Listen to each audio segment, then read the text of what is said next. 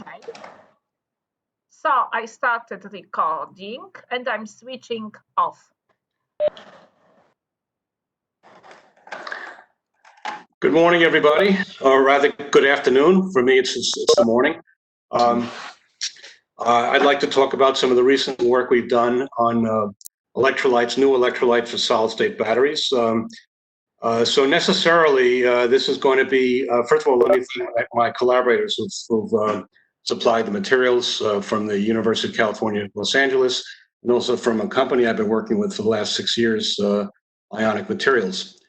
So this is just a picture of my research group, and the research, this is taken about a year ago, well before social distancing, obviously, and the names highlighted in color are the actual members of my group that have worked on the projects that I'm going to be talking about.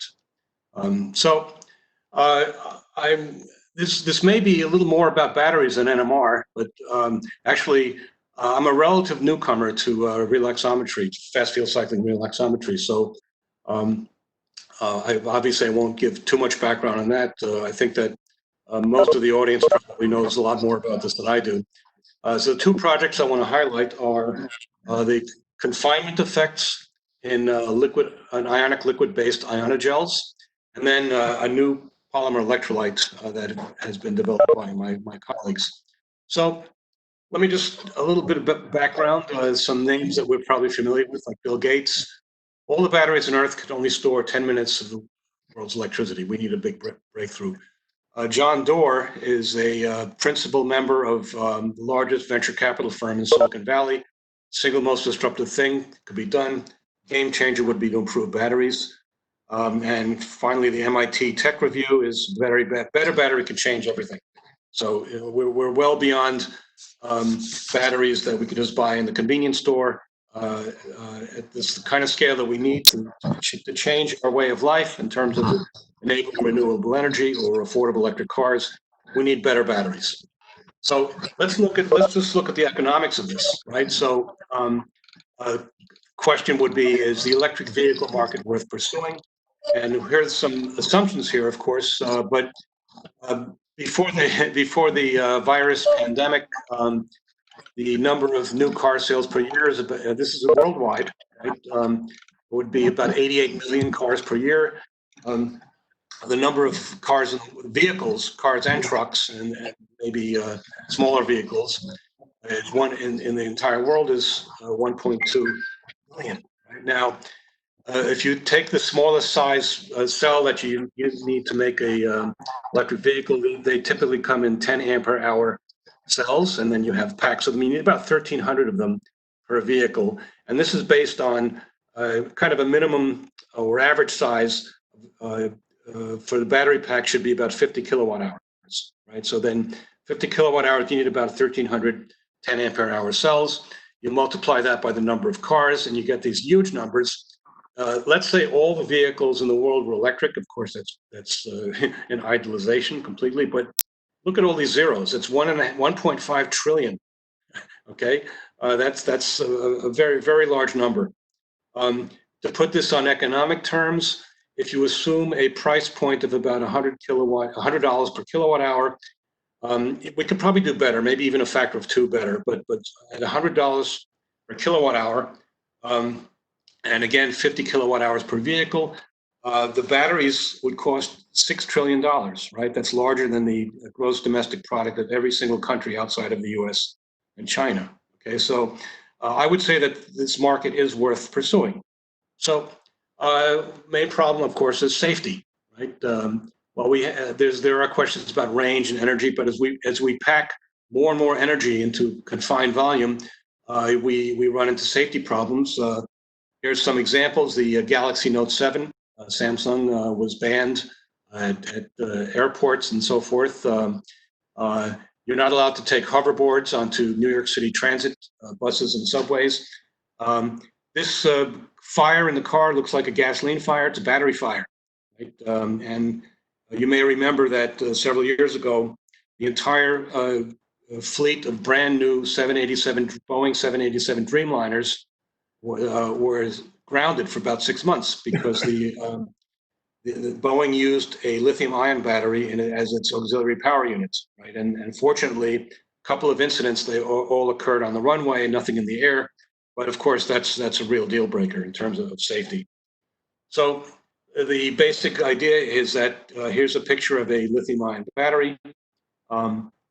We have two intercalation electrodes. We have a graphite on one side and a transition metal oxide on the other. Lithium ions go back and forth depending on whether you're charging or discharging. And in order for them to do that, they have to be in a conducting electrolyte. And the conducting electrolyte is based on an organic solvent, right? And this organic solvent has almost the same energy density as kerosene, right? It's an organic material. If you make it hot enough, such as when you have a battery short, a hotspot, then the electrolyte will burn quite nicely. This is the main safety hazard in a lithium-ion battery. So there's been an enormous amount of work done on battery development since the introduction over 25 years ago.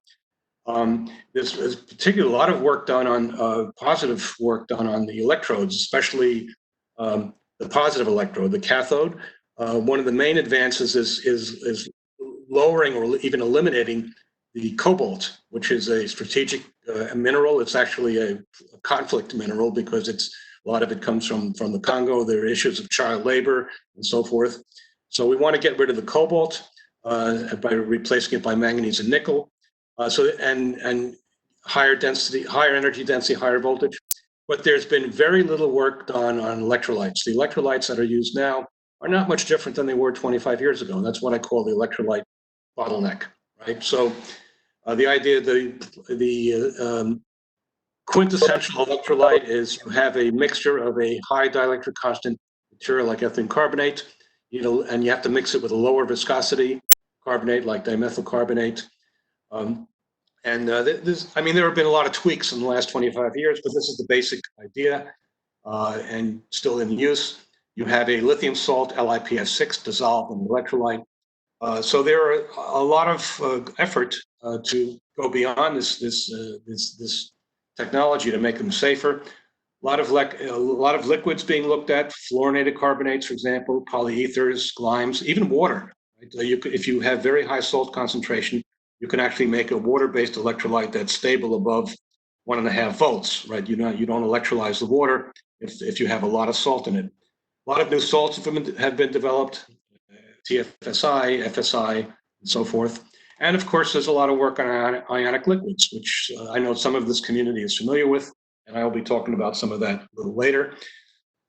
Solid ceramics and glasses, these garnets and sulfide glasses, and finally polymers. Right, there are many advantages to making electrolyte as a polymer in terms of processability and so forth, but there are some disadvantages as well, which we'll cover as we go through. So this is a slide from the Advanced Research Projects Agency of the Department of Energy. This is a branch of the U.S. Department of Energy that specializes in high-risk, high-reward types of projects. The perfect electrolyte is going to have all these great properties around the perimeter of this chart, this kind of spiderweb chart. It's very hard to make one material do all of these things, right? So, for example, liquids excel in certain areas like device integration and so forth, processing cost.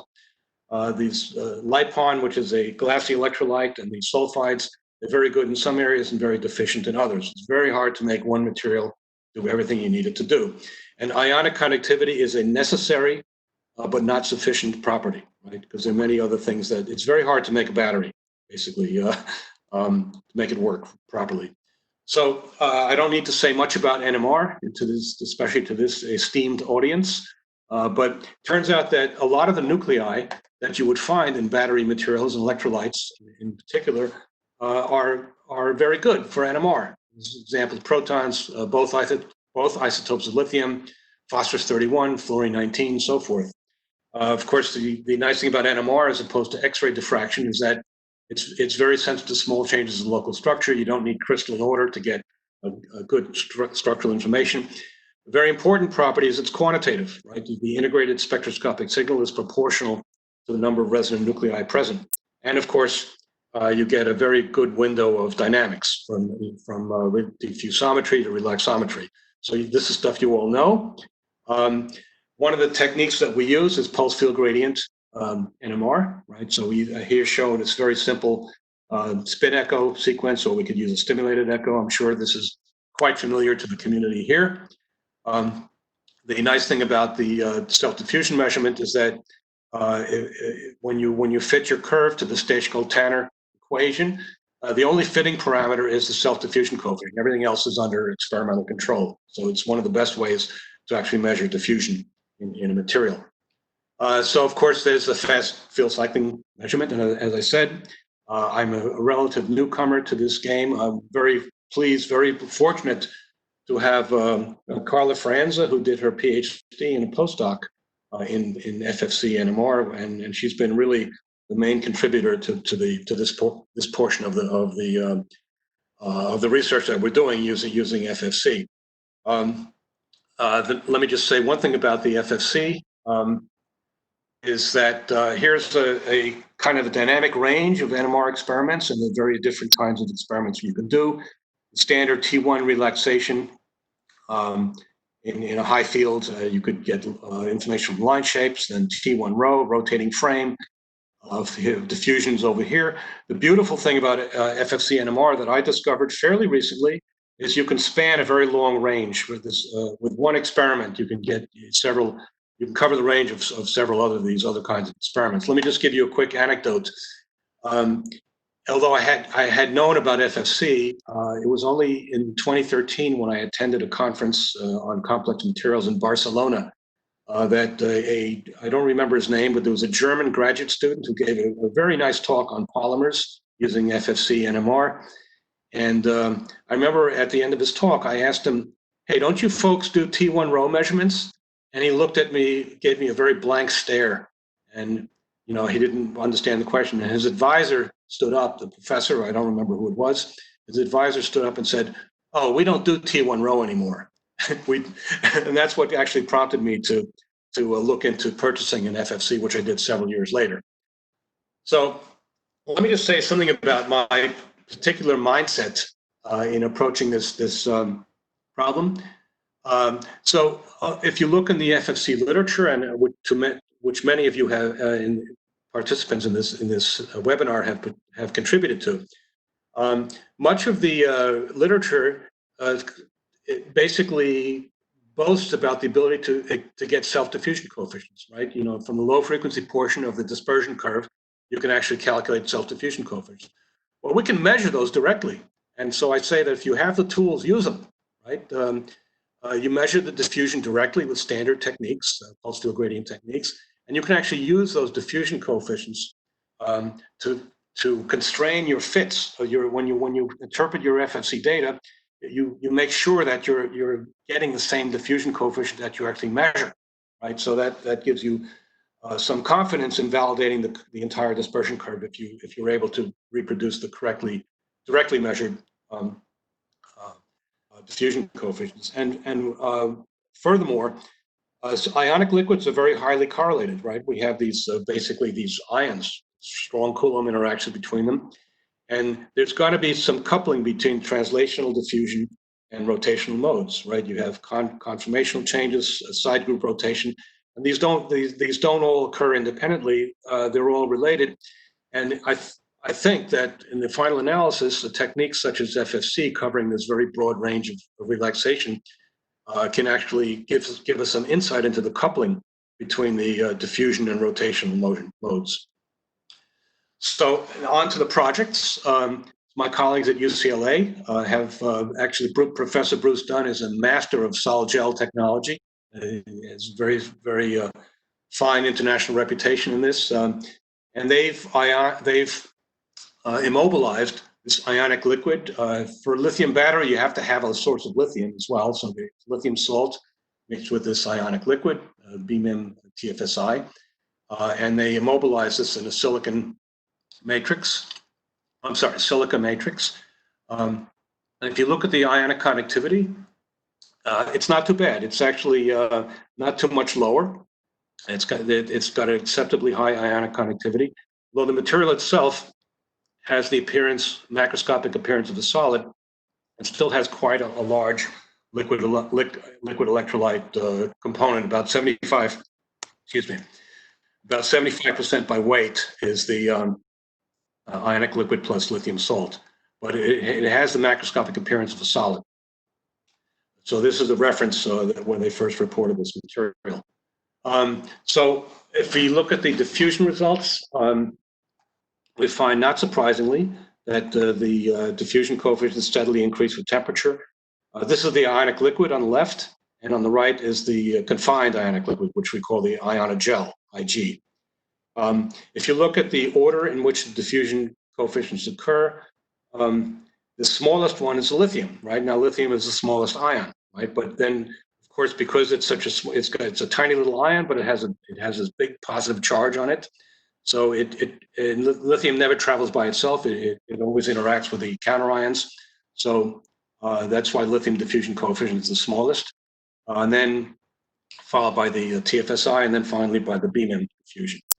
Also, the fact that lithium never travels by itself, in the case of the ionic liquid, you tend to have these aggregates between the TFSI and lithium.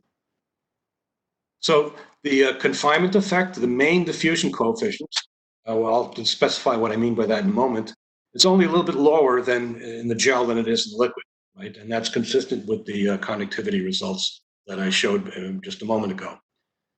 So a very important parameter in lithium batteries is the so-called transverse number. In NMR measurements, it would be considered more like the transport number, but they're fairly almost equivalent in many cases. And that's the fraction of the electric current that's carried by lithium ions. You want that to be as high as possible, right? Because you have parasitic reactions, and you have concentration gradients and so forth. If the other ions are mobile, that reduce the performance. Of course, in a material like this, where you have three kinds of mobile ions, the transference number is going to be largely a function of the lithium concentration. So even at 1 molar lithium in the BMM TFSI, we're getting a transference number of about 10%. Okay, but the nice thing is that when you make the gel, when you confine the ionic liquid, this number doesn't change; it doesn't decrease.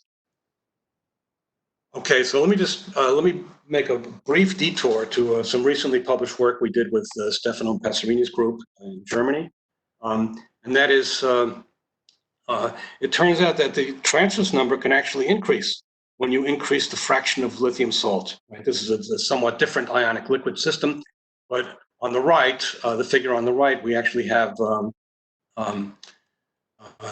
we've plotted both the diffusion coefficients as well as the transverse number. As you increase the mole fraction of lithium salt, the transverse number actually increases. So this is a very interesting effect. We deduce from this, as well as from the vibrational spectroscopy on the left, that there's a new transport mechanism above 30 mole percent. We have this exchange of anions in the first solvation shell, which is effectively a new transport mechanism for lithium. So that's a very interesting feature. It turns out, though, that it's nice to see that, but in the ionic liquid that we looked at, that interesting effect could really not be exploited, because that would exceed the solubility limit of the lithium salt. But I'm just putting it out there because there are a lot of interesting things that one observes in these complex systems. So let me go back to the confined ionic liquid. This is the ionogel with the 1 molar LiTFSI. This is a diffusion fitting at 60 degrees C.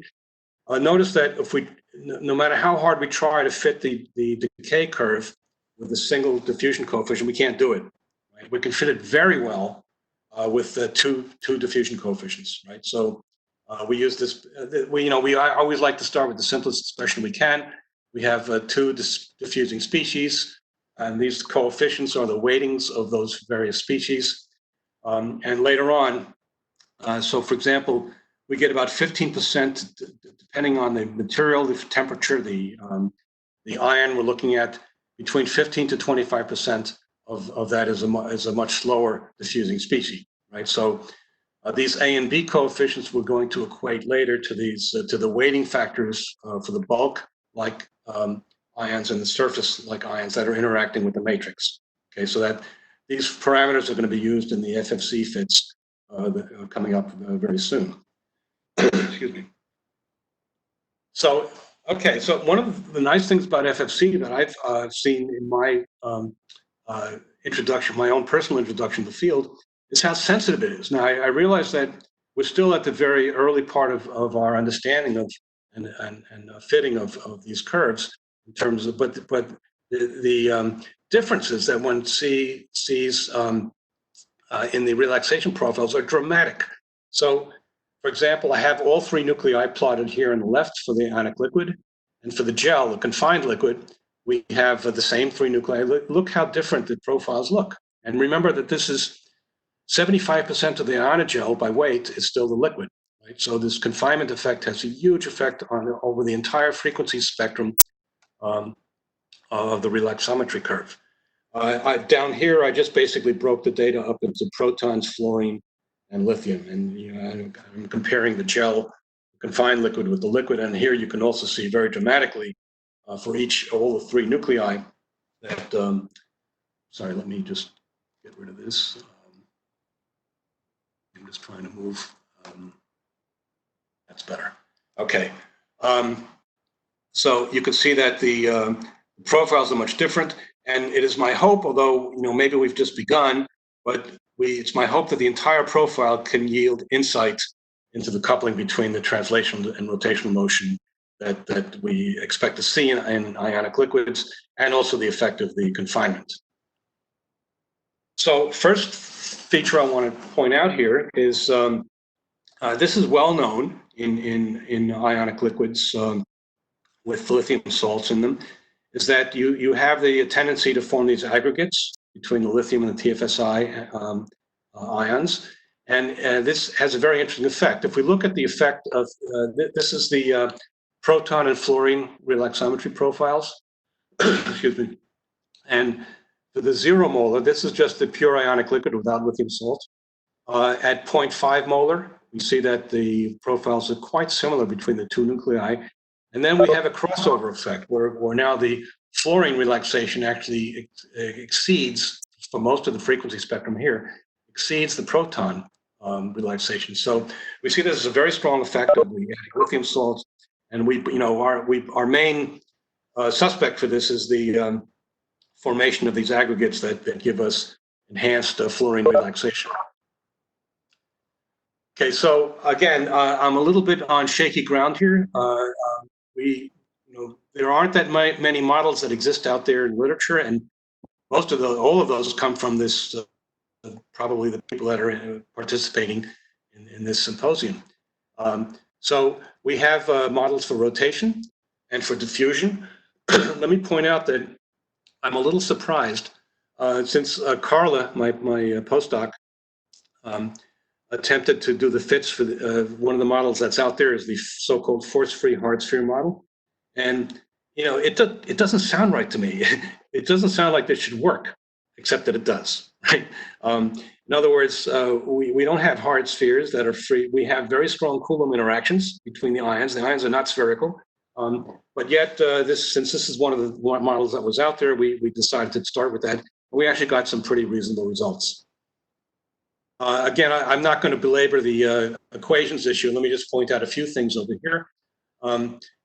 We found that, again, guided by the diffusion measurements, where we find two distinct species with much different diffusion coefficients by an order of magnitude or more, we say that the ions that are near the pore center, which behave like the bulk, we also have ions near the confining walls, right? And for that, for those kinds of interactions, there is another model out there in the literature on relaxometry, so-called reorientation mediated by translation displacement. Here's a picture of it over here. And this is where we actually use the diffusion results to get the weighting factors that we plug into the model, right? So these are calculated from the diffusion measurements, and we plug these directly into the model. So, for example, as I mentioned before, typically this changes as a function of temperature and concentration and so forth, but typically we get about no more than 15% of the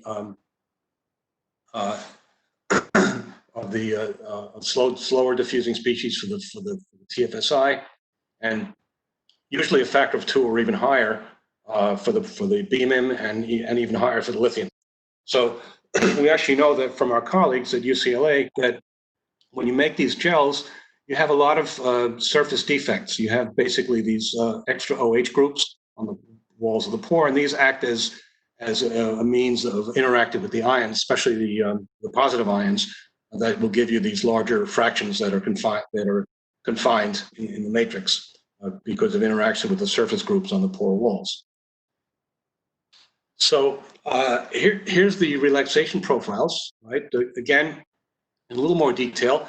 And now, using the various models that I just mentioned, Carla was able to actually reproduce the behavior of the relaxation profile by plugging in the contributions of the intra and inter-ionic dipole, HOMO, and heteronuclear terms. Right? This is for rotation and translation. In fact, it turns out the fluorine is actually dominated by rotation. Right? There's certainly diffusion going on, but from work that we did a little while ago, several years ago, which I will show a little later, we actually found that in the TFSI, there's a strong coupling between diffusion and the ability of the ion to undergo the interconversion between the cis and trans conformers. Right, so the ions can't diffuse unless the TFSI actually undergoes this interaction. So that kind of indicates why we should have a strong rotational component. But we also have, as I mentioned, we also have very strong ion interaction we have these clusters between the lithium and the TFSI, which also influences the rotational mechanism. So we have these confinement effects contribute to the relaxation dispersion of the entire frequency range. Right? See, if you compare the liquid to the gel, we have this very, very broadband influence over the entire range. Now, for lithium is a little different in the sense that lithium-7 has a quadrupole moment, so the quadrupole relaxation mechanism is dominant.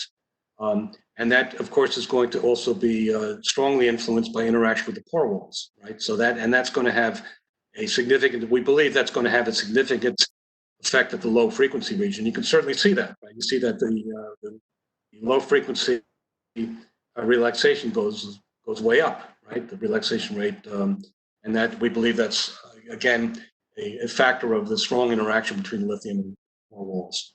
Again, we have the benefit of the post-field gradient diffusion coefficient to constrain the fits to the entire relaxometry curve.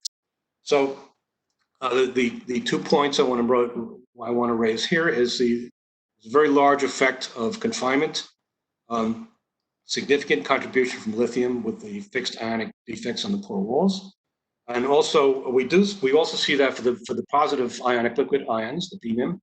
And to some extent, at high, especially at the 1 molar concentration, we also see some effect of the TFSI, but we think that that's because it's an indirect effect because of the strong coupling of the TFSI with the lithium.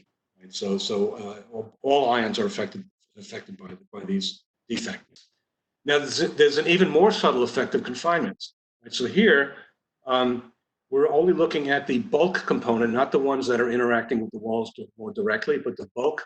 The faster diffusing species, and so we're just using the bulk component to fit the relaxometry curve, and we actually see a large confinement effect of the TFSI. And this is kind of interesting because again, I mentioned that we know that there's a strong correlation between the diffusion and the ability of the TFSI ion to undergo the cis-trans conformation. We actually discovered this years ago by using high pressure NMR, right, which high pressure will inhibit this transformation. I'm going to actually show some data on that in a little while. But because of that, we believe that the effective confinement is kind of like exerting hydrostatic pressure. We believe it's kind of simplistic, but we think that that's in addition to the ions that are interacting directly with the walls, the ones that are inside the bulk of the material are also subject to this confinement effect indirectly by inhibiting this conformational conversion. So, and again, at low temperature, the lithium, right? So we believe that that's primarily, especially at the 1 molar concentration, that's attributed to the this aggregation between these ions. So let me conclude this part of the talk. These pseudo-solid electrolytes, even though they contain a lot of liquid, they have the appearance and macroscopic properties of a solid. They show promise in safe lithium battery design. We used the hard sphere model, right? Again, I was very pleased that it worked out, although I still don't really understand why it should work out, because the strong Coulomb effects that we expect in ionic liquids. Our work, as well as others, many others in the field, have shown that there's significant evidence for lithium TFSI aggregates. We see that both in the liquid and in the confined liquid, the gel. And the diffusion and relaxation results are consistent with bulk-like and surface ionic species. The surface species are attributed to OH defects in the silica pore walls. And finally, just kind of obvious, but the rotational and translation dynamics of even the core material, like the bulk-like material itself, is also impeded by the confinements. And we also have that the ionic conductivity is a little lower, and it's all consistent with that. So let me move on to the last part of my talk, actually last subject. Again, this is a curve that I showed a little while ago. It's very hard to make one material do everything that you want to do around the perimeter of this curve, right? And as I said, ionic conductivity is only one particular parameter, right? And it's necessary but not sufficient. So what's been out there is in the literature on polymer electrolytes is polyethylene oxide, right? It's been with us for over 40 years, it still dominates, right? In terms of if you look at the scientific literature on polymer electrolytes, it's still dominant, but it's still not good enough, right? The problem we have is that it's a very interesting material, right? It can coordinate a lot of ions at a vast array of compositions of salt concentrations. You have these ether oxygens, which serve to solvate the lithium ions, right? But the transfer mechanism is a cooperative one, where only when you have significant segmental motion above the glass transition or above the melting temperature of the crystalline phase do you have ionic conductivity. And everybody believes that you need to kind of break this coupling in order to go beyond what is the current state of the art. The problem with this mechanism is that at room temperature, the ionic conductivity is very low. But as I said, PEO still tends to dominate. One of the things I like to say at these meetings is that PEO has been very good for making PhDs. It's certainly a lot of research, thousands and thousands of papers published on this. So my colleagues in Woburn, Massachusetts, which is a town a little bit north of Boston, very close to Boston, they designed a new material which is based on a thermoplastic liquid crystalline polymer, such as polyphenylene sulfide or polyether ketone, and they've succeeded in adding a lithium salt using, first of all, by applying a strong electron acceptor, which will create these defects, which will essentially pin the anions, not completely, but they will impede the anions and leave the lithium more or less free to move. And because my colleague Mike Zimmerman comes from the polymer world, not from the battery world, where this is thought to be impossible, but he's very good at the art of polymers, such as extrusion and film formation and things like that. And the nice thing about polymers is that they're processable, and you can use the tools of the plastics industry to make high volume processing applications. The idea is that we don't have any need to suppress the crystalline phase, which is what we do in PEO. And we have these anion trapping sites. The polymer is going to be extruded to thin films. Right now, they're down to 30 microns. And here we believe the transport mechanism is significantly different. The motion of the ions is really decoupled from the host material. Right? Much Grima, if I'm ready. I'm sorry? Yeah. Okay, so let me move on. So this is a differential scanning calorimetry. The idea is that nothing really happens until we're above 200 degrees C. The region of interest, right, where you want your battery to work is somewhere between, let's say, 0 and 100. And so there's really nothing going on with the polymer. Right? So that's an indication that we have kind of a decoupling between the polymer motion and the ionic motion. This is actually an earlier generation. This figure is a couple of years old. This is lipon, which is a glassy phosphorus oxyphosphonitrile material, which is used for thin film batteries. This is PEO, right? This actually is a commercial liquid electrolyte in this cell guard separator, right? So the polymer itself, which acts as a separator and the electrolyte, actually has a higher conductivity. Here we're above the 1 millisiemens per centimeter curve, which is kind of considered the success in terms of a device that one can make. Here's finally some NMR data. Right, we measured diffusion. This is a more complicated material where we actually have two kinds of salts. We have TFSI, lithium TFSI, and lithium FSI. But look at the diffusion curves. Look at how the circles are the lithium. The red stars are the TFSI. The green stars are the FSI. And actually, we have in other compositions with only TFSI, in which, again, the lithium diffusion is faster than the counter-ion diffusion. That's what you want in a battery. Again, you want your transport number to be higher for the lithium ions. Notice that down here for the literature, this is PEO, LiTFSI, and notice that the lithium is the slower diffusing species, right? The TFSI is faster.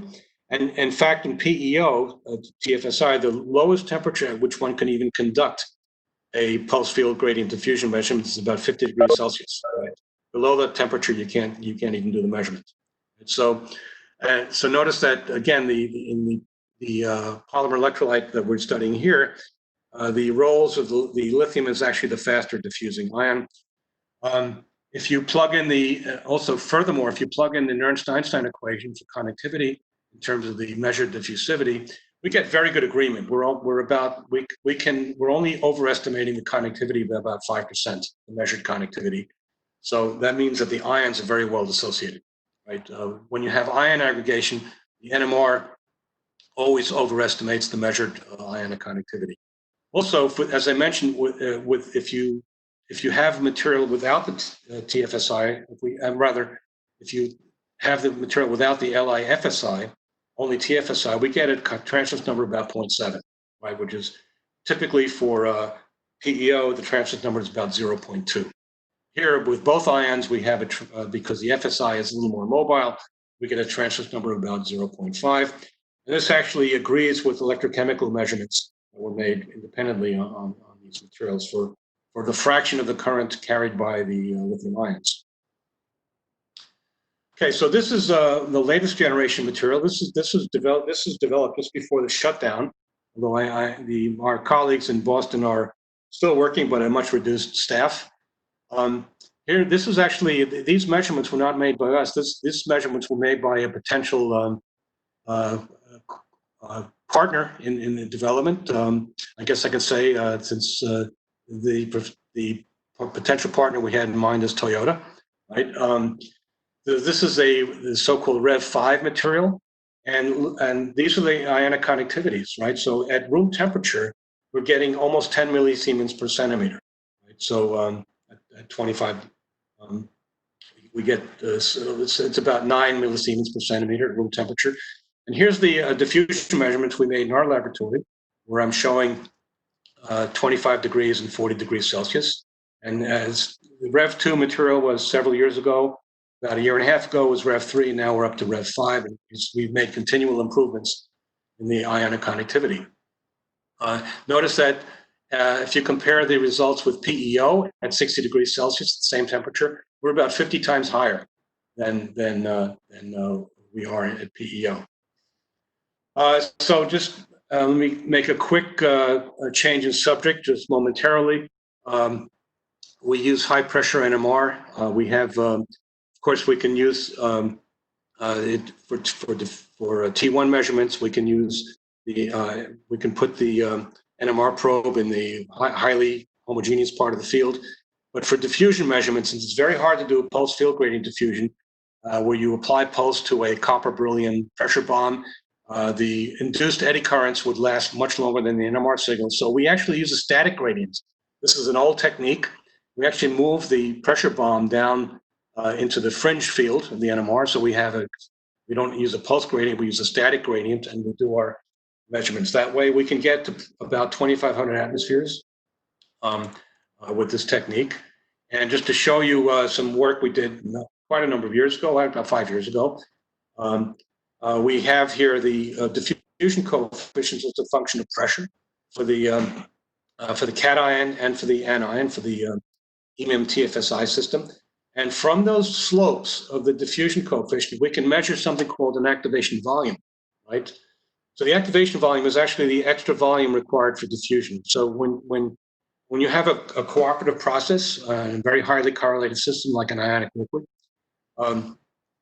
a lot of stuff has to get out of the way for a particular ion to move. And that extra volume created in this rearrangement is essentially the activation volume. So we can measure that from the logarithmic slope. So if you look at the fluorine data for the TFSI, we have a steeper slope and hence a higher activation volume. And that means our interpretation, again, the simplest possible interpretation, is that the ionic liquids require significant cooperative motion for mass transport. Right? So especially when we have TFSI, under pressure, these conformational transformations are inhibited. So that's why we get a steeper slope. So getting back to the ionic materials polymer that we're looking at, this is the Rev 2 material. We get a fairly modest slope, about 7 plus or minus 2 cubic centimeters per mole. Now, we haven't done the measurement for the PEO yet. That was actually in progress before we had the shutdown. But we expect to get a much steeper slope, much higher activation volume, because remember that for lithium ions to move inside of polyethylene oxide, you have to have these large-scale segmental motions. And that would translate to a much larger activation volume. My former colleagues, who both retired now at the U.S. Naval Academy, measured ionic conductivity and dielectric relaxation and under pressure, and they get a much larger activation, about 30 cubic centimeters per mole. We haven't done the NMR measurement yet, but that's something we would like to do. But so far, indications are that the transport mechanism in this new polymer electrolyte is significantly different than it is in polyethylene oxide, because we do not have this coupling between the polymer host motion and the ionic transport. Finally, the Fastfield cycling, we did some measurements on that. We're nowhere near any kind of interpretation, but the shapes look a lot different. This is for lithium, and this is for the protons in the host polymer at 2 different temperatures. We actually, our preliminary interpretation is that the FFC data for lithium is much more highly indicative of diffusive motion, and the data for the protons for the polymer is much more indicative from what we've seen in the literature of more of a rigid polymer, which again implies that there's a decoupling between the polymer host motion and the lithium ionic motion. Finally, I wasn't able to find anything in the literature on other FFC measurements except for this one particular paper on PEO at above the melting temperature. And point being, this is a much different plot. This is T1. I was showing the reciprocal of T1, and this is also a log plot. So the defining feature here is that the variation is over a decade, order of magnitude in T1 is characteristic of segmental motion. Right? We have a much smaller variation, let's say at a particular temperature, maybe we have a factor of 2 or 3. So we think that we're not looking at this kind of segmental motion in this new polymer electrolyte. So again, this is very preliminary data. We have a lot of work to do to validate these initial thoughts. So may I ask our host if I have a few more minutes to just talk a little bit more about batteries? Is that okay? Danuta? No? Sure. Okay. You're welcome. Thank you. So that when kind of I'm gets to the listening NMR. to your talk. Okay, great. So thank you. That's it for the NMR, but I want to show you why I'm so excited to be able to have these tools to look at the very interesting materials. I'd have to say most of the success that you know, to the extent that my group that I have had some professional success, most of that is due to the fact that I've been able to get very good collaborators to have access to new and exciting materials. So let me just show you some of the very exciting battery performance materials of these new polymers. What I point out that these are practical performance criteria. It's not enough anymore to publish a paper and show a high ionic connectivity. You have to see if it actually works in a real battery. So we're looking at things like loading, aerial capacity, and current density, things like that.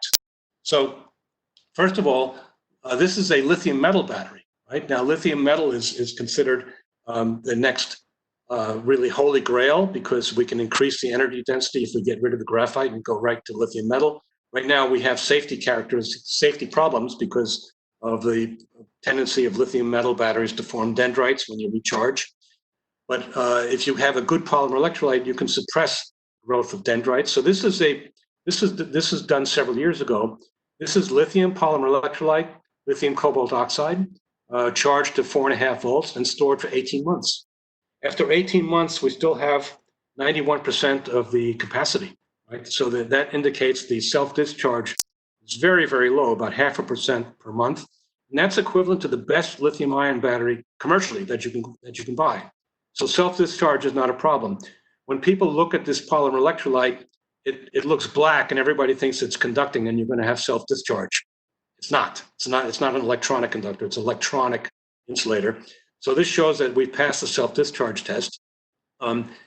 This is also data about 3 years old. But in terms of discharging very rapidly, this is something you want to have in an electric car. You want to have, if you're accelerating, you need to discharge the battery very rapidly. Or if you want to charge the car in a short amount of time, you have to have this ability to have very high current density. Even at this last curve over here, I mean the first one on the left rather, is at a so-called 5C discharge rate. That corresponds to a current density of almost 6 milliamps per square centimeter. In the lithium battery world, that's almost unheard of. I mean, you can do that with lithium-ion battery with a liquid electrolyte. Nobody has ever been able to demonstrate this with an order of magnitude for any kind of solid electrolyte. Let me just point out though that car companies are not ready for lithium metal. Right? Everybody wants to do that, but the car companies are too nervous. They want to roll out their electric vehicles now, and they're not quite ready for going lithium metal. So we're back to lithium ion. But here's another advantage that this polymer electrolyte has. Now, in a schematic over here, it's not enough to have a conducting polymer electrolyte separator. You also have to ionically wire the electrode particles, right? So for the, I have my color scheme a little off, but you have to allow the ions to get in and out of the electrode particles on both sides very well. The way that's done now with a standard liquid electrolyte is the liquid electrolyte soaks the electrode particles and the ions can get in and out very easily. But it's the same electrolyte on both sides.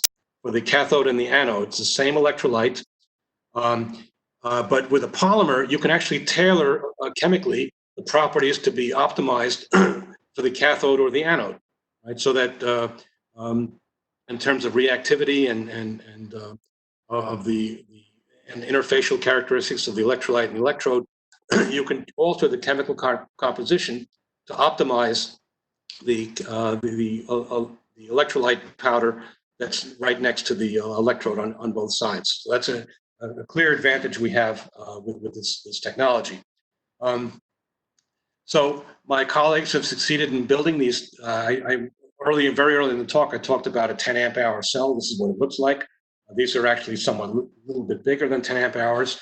These are the commercially viable sizes that are partners, car companies, which I can't really say, I can't really mention them right now, except I did mention the name of a potential partner.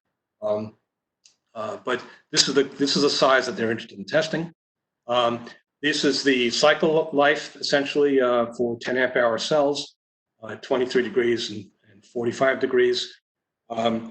So this is considered impressive by our partners.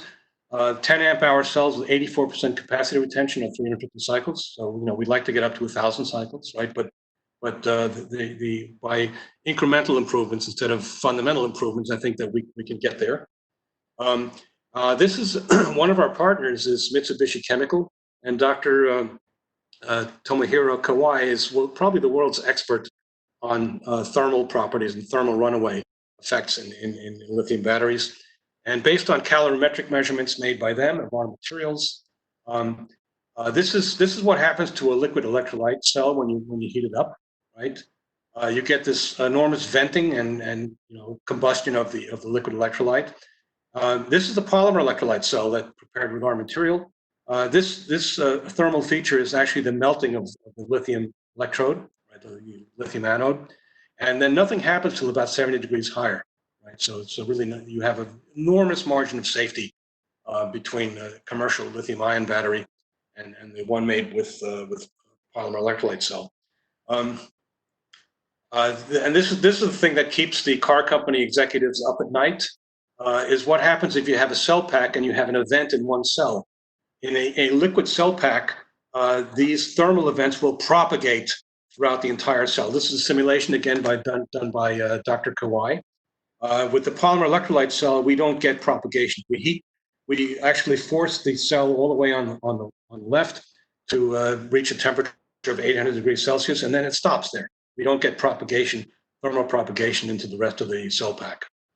So my last comment on the properties is that we're back to lithium metal, right? One of the primary tests that people do to suggest resistance to dendrite formation is a so-called symmetric cell test, where you have sandwich the electrolyte between two lithium electrodes, and we do the so-called staircase test. The point I want to make is that even at this enormous current density in the battery world of 10 milliamps per square centimeter, which is well over an order of magnitude higher than you can do with any other solid that I've ever seen in literature, we're still getting a stable cycling for this material.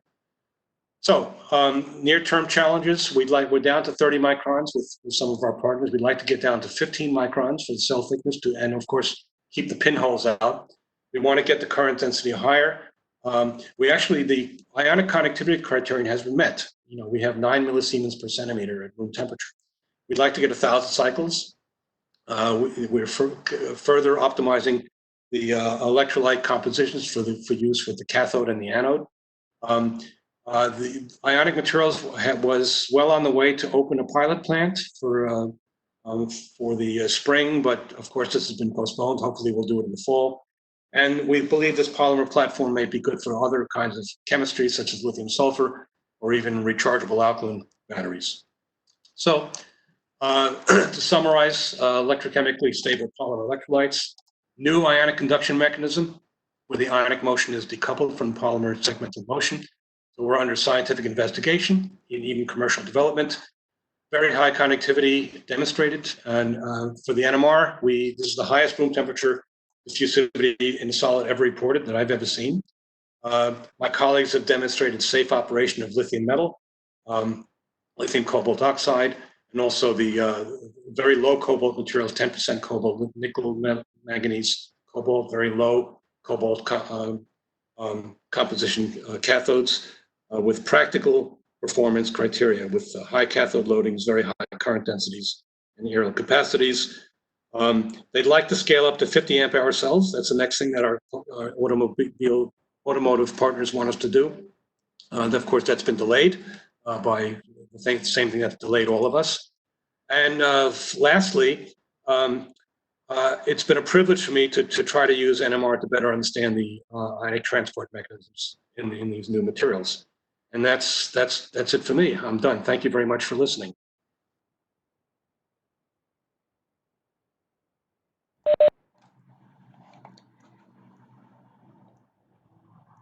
Oh, do you hear me? Yes. Well, thanks. I will stop recording in this situation.